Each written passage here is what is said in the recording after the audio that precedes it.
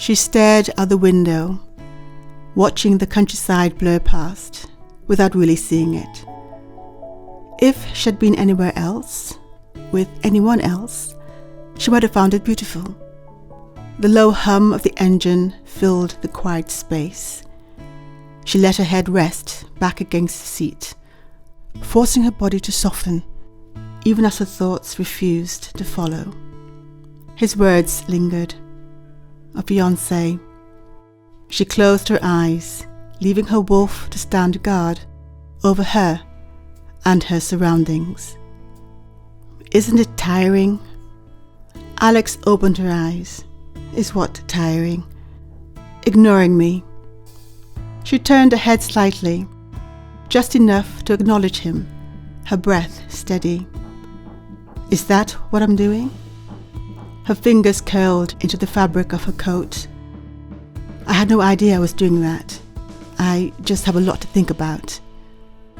He kept his gaze on the motorway, his face impassive. I get it.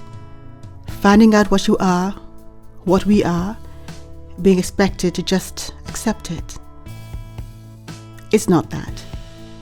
Her fingers found the edge of her watch, thumb pressing into the cool metal. My mentor died 3 weeks ago. She faltered, searching. He chose me to run his company, she added quietly. That earned a glance. And you don't want to. Alex exhaled, scanning his profile. I've worked my ass off since I was 15. Of course I want to. But if I take the position, her grip tightened slightly on the watch, I might hurt someone I care about. She shook her head. It's not your problem, she muttered. She let her gaze drift back to the grey landscape, bare trees, flat fields, and let the silence settle again. Her reflection blurred in the glass, fogging briefly under her breath before fading. She needed to call Jane. Had Catherine already told her about Monday's press conference? About her father's extramarital affair? About the truth? That she and Jane were sisters? Her jaw tightened. That their father had chosen her, his illegitimate daughter, as CEO. Sybil, he said.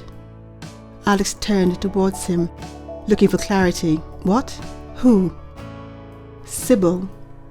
He fixed his eyes on her. If anyone can help us figure this out, it would be her. The agitation in her chest deepened. And where do we find this Sybil? The invisible realm, he said, eyes on the road. She pressed her palms flat against her thighs, grounding herself, tempering her wolf. She glanced at him. Is that where you call home? It's home to all, Filk Wolf. But we also live, work, and exist here, in the visible realm.